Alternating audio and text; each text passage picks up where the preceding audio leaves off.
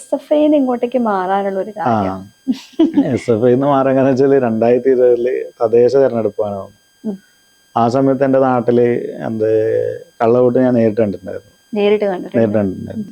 അപ്പൊ പിന്നെ ഇത് സാധാരണ ഈ മഷി വായിക്കാൻ പറ്റുകയും ചെയ്യില്ല. അപ്പൊ അത് വായിക്കാനും പറ്റും. ഞാൻ നേരിട്ടുണ്ട് എന്ന് പറഞ്ഞ ആളുടെ അടുത്ത് കേസിട്ട് ഈ എഫ്ഐആറിൽ പേര് വന്നാലും പോലും പ്രതിയൊന്നുമല്ല. അത് കൺവിക്ട് ആയാലും മാത്രമേ പ്രതിയുള്ളൂ. കുറ്റം ചെയ്തിട്ടുണ്ടായിരുന്നു. ആളെ കിട്ടാത്തതുകൊണ്ട് ഇവരെ ചോദ്യം ചെയ്യാൻ വേണ്ടിട്ട് സ്റ്റേഷനിലേക്ക് വിളിപ്പിച്ചു. സ്ത്രീയെ വിളിപ്പിച്ചിട്ടുണ്ടായിരുന്നു. നിങ്ങളെ സ്റ്റേഷനിലെ സമയം ക്ലോക്ക് എങ്ങനെയാണെന്ന് ചോദിച്ചാൽ അങ്ങനെ അറിയും. അതിൽ നിന്ന് മാറ്റമുണ്ടോ, ഇന്ത്യൻ സമയം മാറ്റം എല്ലാം ചോദിച്ചു. ആ ഒരു സ്റ്റേഷൻ മൊത്തം സസ്പെൻഡ് ആക്കി കണ്ടിട്ടുണ്ടായിരുന്നു. അപ്പോൾ ആം ആദ്മി പാർട്ടിക്ക് ഞാനുണ്ടായ സമയത്ത് സ്റ്റേറ്റ് കമ്മിറ്റിക്ക് ഇല്ലെങ്കിൽ ഫണ്ടിങ്ങിൻ്റെ ഒരു ഇഷ്യൂ ഉണ്ടായിരുന്നു. ഫണ്ടിങ് ഇലക്ഷന് ആ സമയത്ത് ബാങ്ക് അക്കൗണ്ട് പോലും ഉണ്ടായിട്ടില്ല. അപ്പോൾ ഞാൻ ജില്ലാ സെക്രട്ടറി എന്ന് പറഞ്ഞായിരുന്നല്ലോ. ആ സമയത്ത് അഴിമതിയുടെ വിഭാഗത്തിൻ്റെ കൂടി ജില്ലാ കൺവീനർ ആയിരുന്നു കാസർഗോഡിൻ്റെ.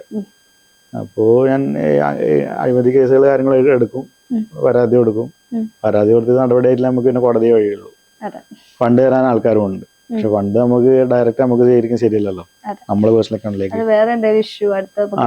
ഇഷ്യൂ ആവുന്നില്ല, എന്നാലും അത് ഒരു പൊളിറ്റിക്കൽ പാർട്ടിയിൽ നിൽക്കുന്ന ഒരാൾ അങ്ങനെ ചെയ്യുന്നത് ശരിയല്ല. അപ്പോൾ സ്വാഭാവികമായിട്ടും ആ സമയത്തൊന്നുമില്ല. കേജ്രിവാളിന്റെ അറസ്റ്റ് കാരണം CBI-യും ഇല്ലെങ്കിൽ ED വല്ല ഏജൻസികൾ പാർട്ടിക്ക് വർഗയില്ലോണ്ടാണ് ബാങ്ക് അക്കൗണ്ടുകളൊന്നും രൂപീകരിക്കാൻ പറ്റാതിരുന്നത്. അപ്പോൾ ഇത് കാര്യമായിട്ട് എനിക്കൊന്നും വർക്ക് ചെയ്യാൻ പറ്റൂല എന്നൊരു തോന്നലുള്ളതുകൊണ്ടായിരുന്നു ഞാൻ റിസൈൻ ചെയ്തത്. മറ്റ് പാർട്ടിക്കെതിരായിട്ടുള്ള നിലപാടൊന്നും എടുത്തിട്ടൊന്നുമില്ല.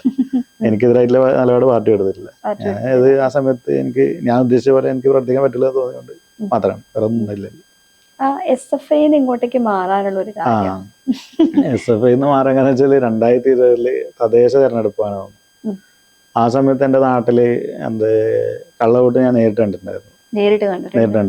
അപ്പോൾ ആളാരാന്നും പറഞ്ഞില്ല. എൻ്റെ ഒരു ബന്ധു ചീമേനി പഞ്ചായത്തില്, ഞാൻ റിസൈഡ് ചെയ്യുന്ന ചീമേനി പഞ്ചായത്തില്, ബന്ധു ചീമേനി പഞ്ചായത്തിലാണ്. ചീമേനി പഞ്ചായത്തിൽ വോട്ട് ചെയ്തു. അത് കഴിഞ്ഞിട്ട് തൃക്കരിപ്പൂരേക്ക് വേറെ ആളെ, ഒരു വയസ്സായ ഒരാളെ വോട്ട് ചെയ്തു. 2020. അപ്പോൾ വോട്ട് ചെയ്യാൻ പോയി. അപ്പോൾ ആ വോട്ട് ചെയ്യാൻ പോയ സമയത്ത് ആരാണ്, നിങ്ങൾക്ക് ഇവിടെയും വോട്ടുണ്ട്, നിങ്ങൾ ഇവിടെയും ചെയ്തു പറഞ്ഞു. അപ്പോൾ ഞാൻ അവിടെയും വോട്ട് ചെയ്തത്. അപ്പൊ പിന്നെ ഇത് സാധാരണ ഈ മഷി വായിക്കാൻ പറ്റുകയും ചെയ്യില്ല. അപ്പൊ അത് വായിക്കാനും പറ്റും. ഞാൻ നേരിട്ടുണ്ട്. അതിന്റെ വീഡിയോ ഇപ്പൊ എൻ്റെ കയ്യിലുണ്ട്. അത് കാരണം എൻ്റെ കാറിൽ ഡാഷ് ക്യാം ഉണ്ട്, മറ്റേ മോണിറ്ററിങ് പണ്ടുണ്ട്. അത് ഇപ്പോഴും ഉണ്ട്. അപ്പൊ എന്റെ ക്ലോറിൻ അങ്ങനത്തെ എന്തോ അത് കുറച്ച് കോൺസെൻട്രേഷൻ കൂടിയാന്ന് ഇവർ ഉപയോഗിക്കുന്നത്. അപ്പൊ വായിച്ചു. ഞാൻ പറഞ്ഞു, ആളോട് പറഞ്ഞു നിങ്ങൾ ഇത് ചെയ്യണ്ട, വോട്ട് തന്നേക്ക്. അതുകൊണ്ട് ചെയ്തിട്ടില്ല. ഞാൻ അപ്പൊ തന്നെ ചന്ദര, ഈ ഒരു ഇലക്ഷൻ ബൂത്ത് വരുന്നത് ചന്ദര സ്റ്റേഷനിലാണ്. സ്റ്റേഷനിൽ വെച്ച് അറിയിച്ചിട്ടുണ്ടായിരുന്നു. പക്ഷെ അവരെ റിപ്പോർട്ട് ചെയ്ത് അവർക്കൊന്നും കണ്ടുപിടിക്കാൻ പറ്റില്ല എന്നാണ്. വന്നിരുന്നോന്നും കൂടി എനിക്കറിയില്ല. അവിടെ അവർക്ക് റിപ്പോർട്ട് ചെയ്തത്, ഐ മീൻ ഞാൻ നിങ്ങൾക്കൊന്ന് 112 കണ്ട് വിളിച്ചറിയിച്ചതാണ്. അപ്പൊ അവര് അന്വേഷിച്ചു. പക്ഷെ ഈ ഞാൻ പറഞ്ഞ പോലെ ഒന്നും കണ്ടുപിടിച്ചില്ല എന്നാണ് ഞാൻ പറഞ്ഞിരിക്കുന്നത്. അത് തെളിയിക്കാൻ എൻ്റെ ഇപ്പോഴും വീഡിയോ എവിഡൻസ് ഉണ്ട്.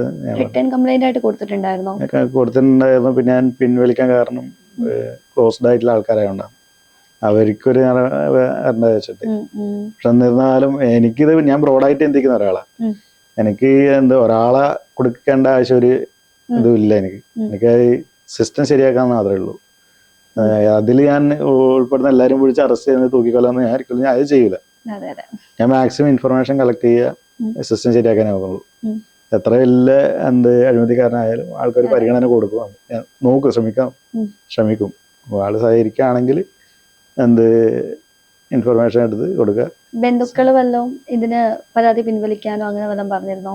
ബന്ധുക്കള് പരാതി ഈ ഇലക്ഷൻ്റെ പിൻവലിക്കാന്ന് പറഞ്ഞിട്ടുണ്ടായില്ല. പക്ഷെ ഈ ഒരു PSC-യുടെ ഒക്കെ കുറച്ച് ഇത് കാര്യങ്ങളൊക്കെ ഉണ്ടായിരുന്നു. അപ്പൊ അതിന്റെ ഭാഗമായിട്ട് ഇപ്പൊ റീസെന്റ് ആയിട്ട് എന്റെ പേരിൽ വ്യാജ പരാതിയൊക്കെ പോയിട്ടുണ്ടായിരുന്നു. അത് ബന്ധുക്കളുടെ അടുത്താണോ അതോ നാട്ടുകാരുടെ അടുത്തുനിന്ന് പോയതാണ്? അത് ഞാൻ കമന്റ് ചെയ്യുന്നില്ല. ആരെങ്കിലും എക്സറൈ ആയിക്കോട്ടെ. അപ്പോൾ അത് ഒരു പരാതി പോയി. സ്റ്റേഷനിലേക്ക് പോയിട്ട് ഞാൻ കാര്യം പറഞ്ഞു, അത് വ്യാജ പരാതിയാണ്. ഇനി എല്ലാം തെളിയിക്കുന്നുണ്ടെങ്കിൽ ഞാൻ പറഞ്ഞു, ഈ ഒരു സംഭവം ഞാൻ വിവരിക്കാൻ കാരണം വെച്ചാൽ പൊതുപ്രവർത്തകരോ ഇല്ലെങ്കിൽ വളർന്നു വരുന്ന പൊതുപ്രവർത്തകരോ പ്രതികരിക്കാൻ അറിയേണ്ട ഒരു രീതിയാണ് പറയാൻ. ഒരു ട്രിക്കാണ് ഞാൻ പറയുന്നത്. ഈ വ്യാജ പരാതി കിട്ടിയാൽ നിങ്ങളെ വീട്ടിൽ പേടിക്കേണ്ട ആവശ്യമില്ല. നിങ്ങളുടെ പേരിൽ വലിയ എന്താ കൊലപാതക കേസോ ഒന്നും പഠിക്കണ്ട. ഞാൻ സ്റ്റേഷനിൽ പോയിട്ട് പറഞ്ഞാൽ എന്താണെന്ന് വെച്ചാൽ ഞാൻ എൻ്റെ വെർഷൻ ഓഫ് സ്റ്റേറ്റ്മെന്റ് ഞാൻ എഴുതി തരും. അതിൽ പക്ഷേ ഞാൻ പ്രത്യേകമായിട്ടുള്ള റിക്വസ്റ്റ് ചെയ്തു, ഈ സ്റ്റേറ്റ്മെന്റും ഈ പരാതിക്കാരൻ്റെ പരാതിയും തമ്മിൽ വൈരുദ്ധ്യം ഉണ്ടെങ്കിൽ എനിക്കെതിരെ തന്നെ എഫ്ഐആർ ഇടണം. എനിക്കെതിരെ, അവർക്കെതിരല്ല, എനിക്കെതിരെ എഫ്ഐആർ ഇട്ടിട്ട് അന്വേഷിക്കണം. അപ്പോൾ അവർ പേടിച്ചു, പരാതിക്കാരൻ പേടിച്ചു. കാരണം ഇത് എഫ്ഐആർ ഇട്ട് കഴിഞ്ഞാൽ പരാതി വ്യാജെന്ന് പറഞ്ഞാൽ അവർ പോകേണ്ടി വരും, ജയിലിൽ പോകേണ്ടി വരും. അപ്പൊ അത് ആ ഒരു ഇതില് ഇതില് പിൻവലിക്കപ്പെടും. പിന്നെ മറ്റൊരു ലീഗൽ വശം എന്ന് വെച്ചാൽ സുപ്രീം കോർട്ടിന്റെ തന്നെ 3 കോടതി ഉത്തരവുകളുണ്ട്. അതായത് എഫ്ഐആർ ഒരാളെ പേരിൽ തന്നെ ഇടണമെന്നില്ല. ഇപ്പോ ചീഫ് സെക്രട്ടറിയുടെ താങ്കളുടെ പേരിൽ ഒരു പരാതി എന്ന് വിചാരിക്കും. അപ്പൊ പോലീസ് നിങ്ങളെ വിളിക്കുന്നു, നിങ്ങളെ പേര് എഫ്ഐആർ ചേർക്കാൻ വേണ്ടിയിട്ട് ഇതുണ്ട്. അപ്പൊ നിങ്ങൾക്ക് ഈ 3 കോടതി ഉത്തരവുകൾ കോട്ട് ചെയ്തുകൊണ്ട് പറയാം, എൻ്റെ ഒരു പാസ്റ്റ് ഹിസ്റ്ററിയിൽ എനിക്ക് ഇങ്ങനെ ഒരു ക്രിമിനൽ ഇതോ ഒന്നുമില്ല, ഒന്നുമില്ല. പക്ഷെ എന്നിരുന്നാലും ഞാൻ എല്ലാ വിധത്തിലും ഈ എഫ്ഐആർ ഇടുന്നതിനുൾപ്പെടെ എനിക്ക് എന്താ പറയുക സപ്പോർട്ട് ചെയ്യാൻ എല്ലാ രീതിക്ക് സഹകരിക്കും, ഈ ഇൻവെസ്റ്റിഗേഷൻ സഹകരിക്കുന്നു. പക്ഷെ ഈ 3 സുപ്രീം കോടതി ഉത്തരവുകളുടെ അടിസ്ഥാനത്തിൽ വിഷയത്തിന് മേൽ മാത്രം എഫ്ഐആർ ഇടാൻ വേണ്ടിയിട്ട് റെസ്പോണ്ടന്റിന്റെ പേര് വരണമെന്നില്ല. അതായത് ഒരു എതിർകക്ഷിയുടെ പേര് എഫ്ഐആറിൽ വേണം നിർബന്ധമില്ല എന്നാണ് ഈ 3 സുപ്രീം കോടതിയിൽ പറയുന്നത്. വിഷയത്തിൽ അന്വേഷണം നടത്താൻ വിഷയം വേണമെങ്കിൽ എഫ്ഐആറിൽ എത്തിച്ചേർക്കാം. അപ്പോൾ അങ്ങനെയും ചെയ്യാം. പക്ഷെ ഇപ്പൊ വരുന്ന എഫ്ഐആറുകളിലെല്ലാം നമ്മുടെ പ്രതിയുടെ പേരും അത് സാധാരണക്കാർക്ക് അറിയാത്തോണ്ട് ഇങ്ങനെ ഒരു ആസ്പെക്ട് ഉണ്ട്. ഞാൻ ഇതുവരെ അങ്ങനെ ഒരു കോടതി ചെയ്തിട്ടില്ല, ഈ 3 കോടതി ഇത്ര വെച്ച് ചെയ്തിട്ടുണ്ടായില്ല. അപ്പൊ ഇങ്ങനെ ഒരു ആസ്പെക്ട് ഞാൻ കാണുന്നുണ്ട്, അങ്ങനെ വെച്ച് ചെയ്യാം. കാരണം കേരള പോലീസിനെയോ അല്ലെ കേരള സർക്കാരിന്റെയോ ഈവൻ പ്രധാനമന്ത്രി ഇറക്കുന്ന സർക്കുലറിനെക്കാട്ടും മുകളിലാണ് എപ്പോഴും കോർട്ട് ഓർഡറാണ് സുപ്രീം ഓർഡർ. അപ്പോൾ അതുകൊണ്ട് അത് പാലിച്ചാൽ മതിയേ ഉള്ളൂ. ഇനിയിപ്പോൾ കേരള പോലീസ് പറയുന്നത് ഇങ്ങനെ കോടതിയിൽ ഇങ്ങനെ എഴുതാൻ പറ്റില്ല എന്ന് പറഞ്ഞാൽ സുപ്രീം കോടതി ഇങ്ങനെ ഉണ്ട് പറഞ്ഞാൽ മതി, ആ രീതിക്ക് തന്നെ പോകുള്ളൂ എന്ന് പറഞ്ഞ ആളെടുത്ത് കേസിട്ട് ഈ എഫ്ഐആറിൽ പേര് വന്നാൽ പോലും പ്രതിയൊന്നുമല്ല, അത് കൺവിക്ട് ആയാലും മാത്രമേ പ്രതിയുള്ളൂ. പൊതു ബോധമാണ് എഫ്ഐആറിൽ പേര് വന്നാൽ ആള് കുറ്റക്കാരനാണ്, പക്ഷെ കോടതി ശിക്ഷ മാത്രമേ കുറ്റക്കാരനാവുള്ളൂ. പക്ഷെ സംഭവം എന്ന് വെച്ചാൽ ഇതൊരു സ്ത്രീയെ പോലീസുകാര് സ്ത്രീയുടെ ഭർത്താവ് എന്തോ കുറ്റം ചെയ്തിട്ടുണ്ടായിരുന്നു. ആളെ കിട്ടാത്തതുകൊണ്ട് ഇവരെ ചോദ്യം ചെയ്യാൻ വേണ്ടിയിട്ട് സ്റ്റേഷനിലേക്ക് വിളിപ്പിച്ചു, സ്ത്രീയെ വിളിപ്പിച്ചിട്ടുണ്ടായിരുന്നു. അപ്പൊ അത് ഓൾറെഡി നിയമമുണ്ട്, സ്ത്രീകളെ ഈ ഇത്ര സമയത്തിനുള്ള, അതായത് 5 മണിക്ക് മുമ്പ് 5 മണിക്ക് ശേഷം ഒരു സ്ത്രീയും സ്റ്റേഷനിലേക്ക് വിളിപ്പിക്കാൻ പാടില്ല, അങ്ങനെ നിയമമുണ്ട്. അപ്പോൾ എന്നാലും ഈ സ്ത്രീ ഒരു കൊച്ചുകുട്ടിയും കൂടെ ഉണ്ട്. പോലീസുകാരെ എന്ത് ചെയ്തു, ഈ സ്ത്രീനെ സ്റ്റേഷനിൽ വിളിപ്പിച്ചുകൊണ്ട് വന്നു. അങ്ങനെ ഇത് കേസായിട്ട് കോടതിയിലെത്തി. കോടതി ജഡ്ജ് ഈ ഒരു സംഭവത്തിൽ പറഞ്ഞു, നിങ്ങളെ സ്റ്റേഷനിലെ സമയം ക്ലോക്ക് എങ്ങനെയാണെന്ന് ചോദിച്ചാൽ അങ്ങനെ അറിഞ്ഞു, അതിൽ നിന്ന് മാറ്റമുണ്ടോ, ഇന്ത്യൻ സമയം മാറ്റം എന്നെല്ലാം ചോദിച്ചു. ആ ഒരു സ്റ്റേഷൻ മൊത്തം സസ്പെൻഡ് ആക്കി കണ്ടിട്ടുണ്ടായിരുന്നു. അപ്പം ഏതൊരു നിയമവും അതിന്റെ പ്രോട്ടോകോൾ തന്നെ പോകണം. ഇതില് പ്രൊഫഷണലിസം എന്ന് പറഞ്ഞ സംഭവമാണ് വരുന്നത്. പ്രൊഫഷണലിസം ഇല്ലെങ്കിൽ വൈകാരികതയാണ് ഒരു അപകടത്തിലാകുന്നത്. പ്രൊഫഷണലിസം എപ്പോഴും ഈ ഒരു എഡ്യൂക്കേഷനിൽ കൂടെ തന്നെ വേണമെന്നില്ല. സാധാരണ ചിലപ്പോൾ ആൾക്കാർക്ക് എക്സ്പീരിയൻസിൽ കൂടി പ്രൊഫഷണലിസം സിദ്ധിക്കുന്നവരുണ്ട്. അതിപ്പോ ഫുള്ളി എന്ന് എനിക്ക് പറയാൻ പറ്റില്ല, ഫുള്ളി പ്രൊഫഷണലിസം ആവണമെന്നില്ല. എന്നാലും ബേസിക് ആയിട്ടുള്ള ഒരു പ്രൊഫഷണലിസം ആണ് ന്യൂട്രാലിറ്റി. എന്താന്ന് വെച്ചാല് പരാതിക്കാരന്റെ ഭാഗവും എതിർകക്ഷിന്റെ ഭാഗവും കേൾക്കാന്നുള്ളത്. ഒരു നിലപാട് എടുക്കുന്നവർക്ക് കുറച്ച് പ്രൊഫഷണലിസം ഉണ്ട്. ഇത് രണ്ടും അറിയാത്ത ആള് ഈ പറഞ്ഞ പോലെ കേട്ടവാദി അങ്ങനെ ചാടി അടിക്കുകയും ചെയ്യും. ഒരടി എന്നോട് പലരും ചോദിക്കലുണ്ട്, നീ ഇങ്ങനെ ഭയങ്കര നിയമം ഉപയോഗിച്ചിട്ട് എല്ലാവർക്കും ഇട്ട് പണിയെടുക്കുന്ന ആളല്ലേ, എന്നുവെച്ചാൽ നിങ്ങൾ ഈ നിയമം കൊണ്ട് നിയമത്തിനെ കുറിച്ച് എന്താ അണ്ടർസ്റ്റാൻഡ് ചെയ്യുന്നത്? ഒരു തെറ്റിദ്ധാരണ ഉണ്ട്. കാരണം വെച്ചാല് നിയമം എന്തോ നമ്പർ പോലെ ഇവർ കാണുന്നത്. 128 കാണുമ്പോ അതെന്തോ ഇല്ല. ഈ നിയമങ്ങൾക്കെല്ലാം പിന്നിൽ ഒരു ലോജിക് ഉണ്ട്, എന്തിനാണ് സൃഷ്ടിക്കപ്പെട്ടത്. അത് ഇപ്പൊ എല്ലാ ചെറിയ ഒഫൻസ് എല്ലാം വെറുതെ വിടാനുള്ള നിയമങ്ങളുണ്ട്, എല്ലാം ഉണ്ട്. അപ്പോൾ നിയമങ്ങളെ അതിനനുസരിച്ചാണ് ഒരു ഇതുണ്ട്. അപ്പൊ അതാണ് പ്രോട്ടോകോൾ തന്നെ പാലിക്കണം. പ്രൊഫഷണലിസം ഇത് അധികം എനിക്ക് സിനിമ കണ്ടിട്ടുള്ള കുറെ സിനിമകള് തെറ്റുകാരന് അല്ലെങ്കിൽ പോലീസുകാർക്കിടയിൽ ചെറുപ്പക്കാരല്ലേ, സീസൺഡ് ആയിട്ടുള്ള പോലീസ് ഉദ്യോഗസ്ഥരല്ല പറയുന്നത്, എക്സ്പീരിയൻസ്ഡ് ആയിട്ടുള്ള ആൾക്കാർ കിട്ടുന്നില്ല. ഈ പെട്ടെന്ന് ജോയിൻ ചെയ്തൊരു യൂണിഫോമിന്റെ ഇതെല്ലാം കാണിക്കാൻ വേണ്ടിയിട്ട് ചിലപ്പോൾ ഏതെങ്കിലും സിനിമ കണ്ടിട്ട് അങ്ങനെ ഇറങ്ങുന്ന ടീമുണ്ട്. ഒരു പരാതി സ്റ്റേഷനിൽ കൊടുത്താൽ നിങ്ങളെ സാധാരണ പോലീസുകാർ വിളിപ്പിക്കും, നീ ഒന്ന് സ്റ്റേഷനിലേക്ക് ഒന്നും നടക്കൂല. അതിന് മുമ്പ് എന്നൊരു നോട്ടീസ് കൊടുക്കുന്നുണ്ട്. അത് ഇല്ലേ സ്റ്റേഷനിൽ വിളിക്കുന്നതിന് കുഴപ്പമൊന്നുമില്ല, പോകുന്നുണ്ടെങ്കിൽ നിങ്ങൾ വോളണ്ടിയറിൽ പോകുന്ന അത്രയും നല്ലതാണ്. നയപ്രകാരം എന്നൊരു നോട്ടീസ് കൊടുക്കണമെന്നുണ്ട്. ഒരു നോട്ടീസ് എഴുതി കൊടുക്കണം. പക്ഷെ അങ്ങനെ നോട്ടീസ് കൊടുക്കാൻ മിക്കപ്പോഴും ഒരു കോളിംഗ് അല്ലേ വരുന്നത്. ആരെങ്കിലും പരാതി കൊടുത്തു കഴിഞ്ഞാൽ ഇപ്പൊ ആരാണോ പരാതിക്കാരി അവർക്കെതിരെ. ഞാൻ നേരത്തെ പറഞ്ഞൊരു വാക്കുണ്ട്, വോയിഡ് അബിനേഷ്യോ. ഇതിൽ ഏതെങ്കിലും ഒരു പ്രോട്ടോകോൾ ഏറ്റിട്ടുണ്ടെങ്കിൽ അവ പരാതി മൊത്തം തള്ളാനുള്ള വകുപ്പാണ്. സ്റ്റേറ്റ്മെന്റ് ഈ ഒരു നോട്ടീസ് ഇട്ടില്ല പറഞ്ഞാൽ തള്ളിക്കോളൂ. കോടതിയിൽ പോയത് തള്ളൂ ഉറപ്പാണ്. തീർച്ചയായിട്ടും. ഇപ്പൊ ഈ പരാതിയായിട്ട് വന്നു, അപ്പൊ എഫ്ഐആർ ഇട്ടു, ആ എഫ്ഐആർ ഇട്ട കേസ് വരെ മുന്നോട്ട് പോകാത്ത പല സാഹചര്യങ്ങളും ഇല്ലേ? എങ്ങനെ? പരാതിക്കാരിയോ പരാതിക്കാരന്മാരോ എന്തെങ്കിലും ഒരു പരാതി കൊടുത്തു, ഇപ്പൊ അത് എഫ്ഐആർ ഇട്ടിട്ട് പോലും ആ കേസ് മുന്നോട്ട് പോകാത്ത പല സാഹചര്യങ്ങളും ഉണ്ടായിട്ടില്ലേ? അതുണ്ടാവും. എന്നിരുന്നാലും എഫ്ഐആറിന്റെ ഒരു ഗുണം എന്ന് വെച്ചാൽ പോലീസിന് എല്ലാ ടെക്നിക്കലും ഇല്ലെങ്കിൽ ഈ ഫിംഗർ പ്രിന്റ് എടുക്കാനുള്ള അല്ലെങ്കിൽ എന്താണ് സയന്റിഫിക് അനാലിസിസ് നടത്താനുള്ള ഒരു സ്കോപ്പ് അവർക്ക് ഓൾറെഡി ആക്സസ് കിട്ടി. സാധാരണ ഒരു പരാതിയിൽ സൈബർ സെല്ലിന് CDR ഡാറ്റ റെക്കോർഡിംഗ് അറിയും, CDR എടുക്കാൻ പറ്റൂല. എഫ്ഐആർ നമ്പർ തന്നെ കോട്ട് ചെയ്താലേ കിട്ടുള്ളൂ. ഇപ്പോ ഒരു ഫേസ്ബുക്ക് നടപടി എടുക്കാന്നുള്ള വെച്ചാൽ എഫ്ഐആർ നമ്പറൊക്കെ കാണും. ഇപ്പൊ എഫ്ഐആറിന്റെ ഒരു ഗുണം, എഫ്ഐആർ നമ്പർ ഇട്ടാൽ ഗുണം അതാണ്, പോലീസിന് ഓൾറെഡി ആക്സസ് ആയി ഏത് രീതിയിൽ പോവാം. സാധാരണ ഒരു കംപ്ലൈന്റിൽ ഈ ഒരു ആക്സസ് ഒന്നും ഇല്ല. സ്റ്റേറ്റ്മെന്റ് എഴുതുക, തീർപ്പ ഒരു മധ്യസ്ഥ വഹിക്കൽ മാത്രമേ സാധാരണ പരാതിയിൽ ഉണ്ടാവുള്ളൂ. ഈ പറഞ്ഞ ഈ ഒരു പറഞ്ഞ എഫ്ഐആർ ഇട്ട് ചില കേസുകൾ ചിലപ്പോൾ നീങ്ങാണ്ടുണ്ടാവും. എന്താ ഈ പറഞ്ഞ പോലെ അതിലൊരു കാര്യം പറയാനുള്ളത് വെച്ചാല്, ഇപ്പൊ നമ്മളെ സ്റ്റേറ്റിൽ ഇല്ലെങ്കിൽ സ്റ്റേറ്റ് കൊണ്ട് ഉദ്ദേശിക്കുന്നത് നമ്മുടെ കേരള സ്റ്റേറ്റ് അല്ല, നമ്മുടെ MSW ടേം സ്റ്റേറ്റ് വെച്ചാൽ ഒരു നാഷണൽ സ്റ്റേറ്റ് ആയിട്ട് നമുക്ക് ടേമിൽ ഉൾപ്പെടുത്താൻ പറ്റും. ഇപ്പൊ നമുക്ക് കേരള വിജിലൻസിന് ഒരു പ്രത്യേക വിഭാഗമുണ്ട്, എന്താ പറയാ T ബ്രാഞ്ച് എന്ന് പറഞ്ഞിട്ട്. പലർക്കും കേട്ടിട്ടുണ്ടാവും. എനിക്കൊന്ന് ഒരു 5 വർഷം മുമ്പ് അങ്ങനെ പത്രത്തിലെങ്ങനെ വന്നിട്ടുണ്ടാവും. T ബ്രാഞ്ചിന്റെ ടോപ്പ് സീക്രട്ട് ബ്രാഞ്ചാണ് വിജിലൻസിലുള്ള. അവര് പ്രത്യേകമായിട്ട് ഡെഡിക്കേറ്റഡ് ചെയ്തിട്ടുള്ളത് ഈ MLA മാര്, മന്ത്രിമാര്, ഗവൺമെന്റ് ഓഫീഷ്യൽ IPS IAS അവർക്കെതിരെയുള്ള അന്വേഷണ രഹസ്യമായിട്ട് പഠിക്കുന്നതാണ്. പക്ഷെ ഇത് T ബ്രാഞ്ച് വിജിലൻസ് തുടങ്ങിയ ശേഷം തുടങ്ങിയിട്ടുണ്ട്. അതേപോലെ state SSB state special branch ഉണ്ട്, 2 ഉണ്ട്. സ്പെഷ്യൽ ബ്രാഞ്ചും ഉണ്ട്, സ്റ്റേറ്റ് സ്പെഷ്യൽ ബ്രാഞ്ചും ഉണ്ട്. അപ്പോൾ ഇവർക്ക് എന്താ ഈ ഉദ്യോഗസ്ഥരെ കഷ്ടപ്പെട്ട് പണിയെടുക്കുന്നവരാണ്, സാധാരണ പോലീസുകാരല്ല, കഷ്ടപ്പെട്ട് പണിയെടുക്കുന്നവരാണ്.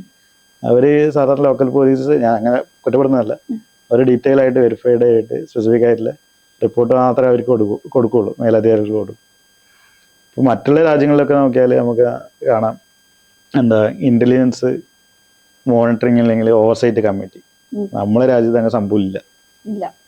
അതായത് ഇപ്പൊ അത് അതിലേക്ക് വരികയാണെങ്കിൽ ഇപ്പോ എനിക്കൊന്ന് ഒരു MP, ഒരു പ്രൈവറ്റ് MP, എന്താ പറയാ, നമ്മള് ഒരു സ്വകാര്യമായിട്ട് MP സ്ഥാനത്തേക്ക് കയറുന്ന സംഭവല്ലേ?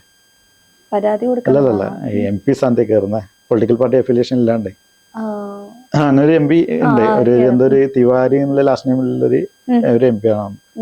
ആളിതിനു വേണ്ടിയിട്ട് 3 തവണ പാർലമെന്റിൽ ഇത് സംഭവം അവതരിപ്പിച്ചിട്ടുണ്ടായിരുന്നു. 2017 ഇപ്പൊ റീസെന്റ് ആയിട്ട് 2024 ആണെന്ന് തോന്നുന്നു, ചിലപ്പോൾ വർഷം മാറിയിട്ടുണ്ട്, എന്റെ അറിവ് മാറിയിട്ടുണ്ട്. അതിന് പുറമെ അത് പാസ്സാക്കപ്പെടാതിരിക്കാൻ കാരണം വെച്ചാൽ ആൾക്ക് സപ്പോർട്ട് ഇല്ലാത്തതുകൊണ്ടാണ് എന്നാണ് എനിക്ക് വായിച്ചപ്പോൾ എൻ്റെ റിസർച്ച് മനസ്സിലായി. എന്നിരുന്നാലും ഈ ഒരു MP-യുടെ ഒരു ഇടപെടൽ സത്യം പറഞ്ഞാൽ വേണ്ടതില്ല ഇങ്ങനെ ഒരു ഓവർസൈറ്റ് കമ്മിറ്റി രൂപീകരിക്കാൻ വേണ്ടിയിട്ട്. ഓൾറെഡി ഐക്യരാഷ്ട്രസഭ അംഗത്വമുള്ള ആളാണ് നമ്മുടെ രാജ്യം. ഐക്യരാഷ്ട്രസഭേന്റെ മുമ്പേ ഉള്ള ഒരു പഠനമുണ്ട്, ഇല്ലെങ്കിൽ ഒരു നിർദ്ദേശമുണ്ട്, എന്താണ് ട്രാൻസ്പാരന്റ് ഇന്റലിജൻസ് ഇൻവെസ്റ്റിഗേഷൻ, അങ്ങനെ ഒരു സബ്ജക്റ്റിലുള്ള സംഭവം. അതിൽ നിർദ്ദേശിക്കുന്നത് ഐക്യരാഷ്ട്ര സ്വാഭാവികമായിട്ട് ഓർഡർ ഇടാനൊന്നും പറ്റില്ല രാജ്യത്ത്. അപ്പൊ അതിൽ സ്പെസിഫിക്കായിട്ട് പറയുന്നത് ഇന്റലിജൻസ് ഓവർസൈറ്റ് കമ്മിറ്റി വേണം. ഞാൻ ഈ കാര്യം കൊണ്ടുവരാൻ കാരണം എന്ന് വെച്ചാൽ T ബ്രാഞ്ച് ഇവിടെ വെറുതെ ഇരിക്കുന്നതല്ല, അവർ കഷ്ടപ്പെട്ട് പണിയെടുക്കുന്നുണ്ടാവും, പല MLA-മാർ കുടുങ്ങിയിട്ടുണ്ടാവും. പുറത്തു തരാത്തത് അവർക്ക് കാരണം കോൺഫിഡൻഷ്യൽ ആയിട്ടുള്ള കാര്യങ്ങളാണ്, അവർക്ക് പുറത്തു തരാൻ പറ്റൂല. അപ്പോൾ ഓവർസൈറ്റ് കമ്മിറ്റി എന്ന് വെച്ചാൽ വിവരാശത്തിന്റെ പരിധിയിലും കൂടി വരൂല. ജുഡീഷ്യറി പാർലമെന്റിലുള്ള കുറച്ച് ആൾക്കാർ അംഗങ്ങൾ ചോദ്യങ്ങൾ ചോദിക്കും. അപ്പൊ അതില് അവർക്ക് ഉൾപ്പെടുത്താൻ പറ്റും. അപ്പൊ ചിലപ്പോൾ പലതും പുറത്തു വരും. ഇങ്ങനെ ഒരു ഓവർസൈറ്റ് കമ്മിറ്റി നമ്മുടെ രാജ്യത്തില്ല. അതൊരു പോരായ്മ തന്നെയല്ലേ. അതാ അത് ചെറിയ സംഭവമായിട്ട് ഇപ്പൊ നമ്മള് ഇങ്ങനെ ഇന്റലിജൻസ് എല്ലാം കേൾക്കുമ്പോൾ വലിയ സംഭവമായിട്ട് ഒരു ഇതെടുക്കും, അത് കുറച്ച് കഴിയുമ്പോൾ വിടും വേണമെങ്കിൽ. പക്ഷെ അത് വലിയ കാര്യമാണ് പോസിറ്റീവ് കമ്മിറ്റി ഇല്ലാത്തത്. വേണം വേണം തീർച്ചയായിട്ടും വേണ്ട ഒരു കാര്യം തന്നെയാണ്. അപ്പൊ അതേപോലെ തന്നെ PSCയുടെ സ്കാം ഇപ്പോ അങ്ങനെ വാർത്താ പ്രാധാന്യം വലിയ രീതിയിൽ ഇപ്പൊ കൊടുത്തു വരുന്നില്ല. ആദ്യമൊക്കെ അനങ്ങാപ്പാറ നയമായിരുന്നു മാധ്യമങ്ങൾക്ക്. അപ്പൊ ചില മാധ്യമങ്ങള് മുൻപന്തി ഇത് കൊടുത്തു വരുന്നുണ്ട്. അതേസമയം നമ്മുടെ നീറ്റ് എക്സാമിന്റെയും അതേപോലെ CBSE എക്സാമിന്റെ സ്കാം ഒക്കെ വലിയ രീതിയിൽ നമ്മുടെ വാർത്താ പ്രാധാന്യത്തെ ഒക്കെ കൊടുത്തു വന്നതായിരുന്നു. കൊടുത്തു വന്നതായിരുന്നു. അപ്പൊ അങ്ങനെ വെക്കുമ്പോ ഇപ്പൊ നമ്മുടെ CJP എന്നൊരു പാർട്ടി പുതുതായിട്ട് രംഗത്ത് വന്നിട്ടുണ്ട്. അതെ, ആ പാർട്ടി നമുക്കിപ്പോ എന്താ പറയാ അനീതിക്കെതിരെ, അതായത് ധർമ്മേന്ദ്ര പ്രധാൻ രാജിവെക്കണം, ഇപ്പൊ നീറ്റ് സ്കാം CBSE സ്കാം അടുപ്പിച്ച് വന്നപ്പോ അങ്ങനെയൊക്കെ പറഞ്ഞു. പക്ഷെ കേരളത്തിലും ആ പാർട്ടി ഫോം ചെയ്തിട്ടുണ്ട്, അല്ലെങ്കിൽ ആ മൂവ്മെന്റ് ഫോം ചെയ്തിട്ടുണ്ടെന്നൊക്കെ പറഞ്ഞിട്ടുണ്ടായിരുന്നു. പക്ഷെ ഇവിടെ കേരളത്തില് ഇവർ ഈ PSCക്കാർ ഇത്രയും നന്നായിട്ട് പറയുമ്പോൾ ഇവരാരും അതിനെതിരെ ശബ്ദിക്കുന്നില്ല. അതെന്താണ് അപ്പോൾ അങ്ങനെ? ഒന്ന് നോക്കിയൊന്ന് പറയാമോ? കാരണം ആം ആദ്മി പാർട്ടിയുടെ സോഷ്യൽ മീഡിയ കോർഡിനേറ്റർ ആയിരുന്ന ഒരു വ്യക്തിയാണ് അഭിജിത്ത് ദീപ്കയാണ് ഇപ്പൊ CJP പാർട്ടിയുടെ തുടക്കത്തിൽ ഉണ്ടായിരുന്നല്ലോ. ഒരൊറ്റ ദിവസം കൊണ്ട് ഭയങ്കര സ്പ്രെഡ് ആയിട്ട് വന്ന പാർട്ടിയായിരുന്നു. നമ്മുടെ ഏതോ ഒരു ജഡ്ജ് പാറ്റാ പരാമർശം നടത്തിയതിനെ കുറിച്ച് വന്ന ഒരു പാർട്ടിയായിരുന്നു അത്. അതിപ്പോ അവരെന്താ ഈ വിഷയത്തിൽ ഇടപെട്ടെന്ന് വിചാരിച്ചത് എന്താന്ന് അറിയില്ല. ചിലപ്പോ എന്തെങ്കിലും എന്താ പറയാ റെസ്ട്രിക്ഷൻസ് ഉണ്ടാവുമായിരിക്കും. കാരണം അതിൽ എനിക്ക് തോന്നുന്നു ഈ CJP പാർട്ടിയിലെ ഏതൊരു ആൾക്ക് നമ്മളെ മറ്റേ മാദനയാ ആളുടെ മദനയായിട്ട് ബന്ധു കണക്ഷൻ അങ്ങനത്തെ ഉണ്ട്. ഞാൻ ആ കുട്ടീനെ ഇന്റർവ്യൂവിന് വിളിച്ചതായിരുന്നു, ആ കുട്ടി വന്നില്ല. ആ ഒരു കണക്ഷൻ ഉണ്ട്. അപ്പൊ അതായിരിക്കും ചിലപ്പോ അവർക്ക് റെസ്ട്രിക്ഷൻ ഉണ്ടാവുക, അതായിരിക്കും. പിന്നെ ഈ CJP പാർട്ടി നിങ്ങൾ ഈ നീറ്റിന്റെ പിറകെ പോണെയാണെങ്കിൽ UGC ക്രമക്കേട് ഞാൻ കണ്ടുപിടിച്ചിട്ടുണ്ട്. UGC അതായത് ഇവിടെ നമ്മുടെ കേരളത്തിലുള്ള ഒരു കോളേജിൽ നിങ്ങളെ വാർത്ത കാണാത്തോണ്ട മറുനാടൻ അത് നല്ല രീതിക്ക് മറുനാടൻ മലയാളി നല്ല രീതിക്ക് റിസർച്ച് ഉണ്ടായിരുന്നു. 2 ലക്ഷം രൂപ കൊടുത്തിട്ട് ഒരു വിദ്യാർത്ഥി ഒരു എറണാകുളത്തുള്ള ഒരു കോളേജിൽ അഡ്മിഷൻ മേടിച്ചിട്ടുണ്ടായിരുന്നു. കോളേജിന്റെ പേര് പറഞ്ഞില്ല. എറണാകുളത്ത് ഓൾറെഡി SRI, പക്ഷെ ഓൾറെഡി മറുനാടനുണ്ട് വേറെ എന്താ ഒരു മാറത്തനീഷ് അങ്ങനത്തെ ഒരു കോളേജാണ് എറണാകുളത്തുള്ള. അപ്പൊ അവിടെ ക്യാപിറ്റേഷൻ ഫീസ് ആണ് കൊടുത്തത്, ഡൊണേഷൻ ഒന്നല്ല. ഡൊണേഷൻ എന്ന് വേണം വ്യാഖ്യാനിക്കാൻ. പക്ഷെ ഇത് അഡ്മിഷൻ കിട്ടുന്ന മുമ്പ് ഒരാഴ്ചക്കുള്ളിലാണ് അഡ്മിഷൻ. അവിടെ രജിസ്റ്റർ പോലും ചെയ്തിട്ടില്ല. അതിന്റെ ഒരാഴ്ച മുമ്പെയാണ് ഈ ഒരു 2 ലക്ഷം കൊടുത്തിരിക്കുന്നത്. അപ്പൊ അതിൽ ഞാൻ നേരിട്ട എന്താ ബുദ്ധിമുട്ട് ചെറുതൊന്നുമല്ല. UGC കൊടുത്ത് UGC രണ്ടാമത്തെ 3-ാമത്തെ ദിവസം നടപടി എടുത്തിട്ടുണ്ടായിരുന്നു. കൃത്യമായിട്ടുള്ള നടപടി എടുത്തിട്ടുണ്ടായിരുന്നു. 7 ദിവസത്തിനുള്ളിൽ മറുപടി ലഭിക്കാനില്ല കോളേജിന്റെ അഫിലിയേഷൻ തന്നെ റദ്ദാക്കുന്നതായിട്ട് കൊടുത്തിട്ടുണ്ടായിരുന്നു. പക്ഷെ ഇവര് ചെയ്ത് എന്താണ്, ഞാൻ കോൺഫിഡൻഷ്യൽ റിപ്പോർട്ടാണ് കൊടുത്തത്. ആദ്യം കൊടുത്തതില് ഇമെയിൽ CC എന്റെ ഇമെയിൽ ID വെച്ചു. അതിന് വലിയ കുഴപ്പമില്ല വിചാരിക്കാം. ഇവര് പിന്നെ എന്തിനാ രണ്ടാമത് ഇമെയിൽ അയച്ചു കോളേജിലേക്ക് നടപടിന്റെ ഭാഗമായിട്ട്. അതിലിങ്ങനെ പറയുന്നത് MV ശില്പരാജ് എന്ന് പറഞ്ഞ വിസിൽ ബ്ലോവർ റിപ്പോർട്ട് വന്നിട്ടുണ്ട്, പേര് വെച്ചിട്ട് കൊടുത്തു. അപ്പൊ എന്നെ ഐഡന്റിഫൈ ചെയ്യാൻ വേണ്ടി ഒരു പെട്ടെന്ന് ഇതായി. ഇതെല്ലാം എനിക്ക് കിട്ടുന്ന എങ്ങനെ ഇവരെ CC എന്റെ ഇമെയിൽ വെക്കുന്നുണ്ട്. എനിക്കും വരുന്നുണ്ട്, എല്ലാ മെയിലും എനിക്ക് വരുന്നുണ്ട്. അത് വേറെ മതി. 3-ാമത്തെ മെയിൽ ഇവരെന്ത് ചെയ്തു, ഈ എന്റെ പേരും ഉണ്ട്, ഈ കോൺഫിഡൻഷ്യൽ റിപ്പോർട്ട് അങ്ങനെ അറ്റാച്ച് ചെയ്തിട്ട് കൊടുത്തു. അതിന്റെ അകത്ത് എന്റെ പേരുണ്ട്, എല്ലാ ഡീറ്റെയിൽസും ഉണ്ടാവുമല്ലോ. അതായത് ഈ ഇല്ലീഗൽ ട്രാൻസാക്ഷൻ ഡീറ്റെയിൽസ് അടക്കം വെച്ച് ഞാൻ കൊടുത്തിരിക്കുന്നത്. താങ്കൾ അതീവ കോൺഫിഡൻഷ്യൽ ആയിട്ട് അവർക്ക് അയച്ച എല്ലാ കാര്യങ്ങളും താങ്കളുടെ പേരും സഹിതം വെച്ചിട്ട് CC വെച്ചിട്ട് അവർക്ക് അത് കൊടുത്തു. CC വെച്ചിട്ട് കൊടുത്തത് ഒന്ന്, പേര് വെച്ചിട്ട് കൊടുത്ത ഒന്ന്, കോൺഫിഡൻഷ്യൽ അറ്റാച്ച്മെന്റ് കൊടുത്ത ഒന്ന്. അതിന് പുറമെ ഞാൻ എപ്പം RTI വെച്ചാലും ഇല്ലെങ്കിൽ അപ്ഡേഷൻ ചോദിച്ചാലും ഇവര് വീണ്ടും റിമൈൻഡർ അയച്ചുകൊണ്ടിരിക്കും. ഇതിപ്പോ 1 മാസമായി ഇവരിപ്പോ റിമൈൻഡർ അയച്ച് കളിക്കുന്നത്. എനിക്ക് മനസ്സിലാകുന്നില്ല. റിമൈൻഡർ അയച്ചുകൊണ്ടിരിക്കുന്നത് ഇതെല്ലാം എന്റെ പേരും പോകുന്നത്, വെച്ച RTIയും പോകുന്നത്, RTIയില് ചോദ്യം ചോദിച്ച കാര്യങ്ങളും പോകുന്നത്, എല്ലാം അറ്റാച്ച് ചെയ്ത് അയച്ചുകൊണ്ടിരിക്കുന്നത്. മറുപടി ആയിട്ട് കിട്ടുന്നുണ്ടോ? ഇല്ല, ഞാൻ മറുപടി ഇവര് മറ്റൊരു കോമഡി വെച്ചാല് ഇവര് തരുന്ന ഒരു റിമൈൻഡർ കോപ്പി ഞാൻ കയറുന്നുണ്ട്, അയക്കുന്ന കമ്മ്യൂണിക്കേഷൻ കോപ്പി ഉണ്ട്. അതിൽ ഈ കോളേജ് ഓൾറെഡി മറുപടി കൊടുത്തിട്ടുണ്ട്. ഒരു ഡേറ്റില് 7 ദിവസത്തിനുള്ളിൽ തന്നെ കോളേജ് ഓൾറെഡി മറുപടി കൊടുത്തിട്ടുണ്ട്. അതാണ് ഞാൻ ചോദിച്ചിരിക്കുന്നത്. ആ മറുപടി എനിക്ക് കിട്ടിയില്ല. അല്ല, ഈ എനിക്ക് റിമൈൻഡർ ഇമെയിലിന്റെ നമ്മള് PDF ഡൗൺലോഡ് ചെയ്യൂലേ, അതിൽ കാണുന്നുണ്ട് ഈ കോളേജ് അയച്ച സംഭവം PDF പേര് കാണുന്നുണ്ട്. കോളേജ് പ്രിൻസിപ്പാളിനെ അയച്ചു, പ്രിൻസിപ്പാൾ പേരെല്ലാം ഉണ്ട്. UGC കാരെന്താ ഫീ നിർവ്വാഹിച്ചിരുന്ന ടീമാണ് അല്ലെങ്കിൽ വിവാഹം ഇത് കാര്യം ചെയ്തത്. ഇവരെന്താ ഇത് പിന്നെ റിമൈൻഡർ അയച്ചു കളിക്കുന്നത്. ഇത് എനിക്ക് കിട്ടാത്ത ഹറാസ്മെന്റ് ചെയ്തതൊന്നല്ല, നല്ല ഹറാസ്മെന്റ്. അതിന്റെ പേരിൽ വല്ലതും ത്രെഡോ അങ്ങനെ വല്ലതും ഐഡന്റിഫൈ ചെയ്തോണ്ടല്ലേ? ഡയറക്റ്റ് ആയിട്ടാണോ അതോ ഫോൺ കോൾ വഴിയാണോ? ഡയറക്റ്റ് ആയിട്ടുണ്ടായിരുന്നു. ഡയറക്റ്റ് ആയിട്ട്. നാട്ടിൽ വന്നോ? നാട്ടിലുണ്ടായിരുന്നു. പിന്നെ എനിക്ക് ത്രെറ്റ് വലിയ കാര്യമില്ല, പക്ഷെ എനിക്ക് എന്താ ഫിസിക്കലായിട്ട് ഇത് എന്താ പറയാ, സ്ട്രെസ് ഓവർ ആകുമ്പോൾ സ്വാഭാവികമായിട്ട് നമ്മൾ സ്ട്രെസ് വരുമ്പോൾ അല്ലെങ്കിൽ ഒരു ത്രെറ്റ് വരുമ്പോൾ അലേർട്ടാവും.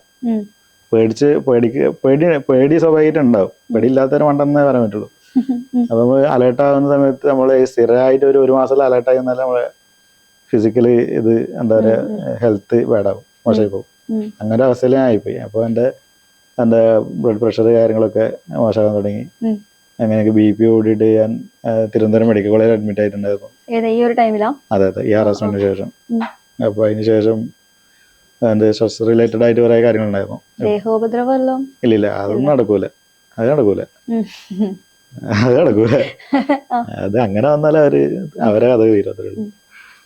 അപ്പൊ അത് ഹറാസ്മെന്റ്, മെന്റൽ ഹറാസ്മെന്റ് മാത്രമേ വന്നിട്ടുള്ളൂ. അത് അത്ര ഉണ്ടായിട്ടുള്ളൂ. അപ്പോ എങ്ങനെ വന്നതെന്ന് ഇപ്പൊ റീസെന്റ് ആയിട്ട് ഇപ്പം ഈ ഒരാഴ്ചക്കുള്ളിൽ എനിക്ക് ഡോക്ടറെ CT സ്കാൻ എടുക്കാൻ വേണ്ടി നിർദ്ദേശിച്ചിട്ടുണ്ട്. ബ്രെയിനിന്റെ CT സ്കാൻ എടുക്കാൻ വേണ്ടിട്ട്. കാരണം ഞാൻ ഇങ്ങനെ താറി പോകുന്നുണ്ട് ഇടയ്ക്കിടയ്ക്ക്, ക്ഷീണം വന്ന് ഇങ്ങനെ പോകുന്നുണ്ട്. അപ്പോ CT സ്കാൻ ചോദിച്ചിട്ട് ഞാൻ ഡോക്ടറെ കാണിച്ചു. ഡോക്ടർ എനിക്ക് CT സ്കാൻ പോരാ, MRI സ്കാൻ വേണമെന്ന് പറഞ്ഞു. അങ്ങനെ വേണ്ടി വന്നാല് അപ്പൊ MRI സ്കാൻ എടുക്കാൻ വേണ്ടിട്ട് നിൽക്കുന്നുണ്ട്. ഇപ്പൊ വലിയ കുഴപ്പമൊന്നുമില്ല. ഇപ്പൊ ഇങ്ങനെ സപ്പോർട്ട് കാര്യങ്ങൾ, ഇപ്പം പോലീസ് കാര്യം മനസ്സിലായി വ്യാജ പരാതിയാണ് അങ്ങനെയൊക്കെ മനസ്സിലാവേണ്ട ഒരു ധൈര്യമുണ്ട്. അപ്പൊ അതുകൊണ്ട് ഒരു ടെൻഷൻ കുറച്ച് കുറവില്ലാണ്ട് വലിയ കുഴപ്പമില്ല.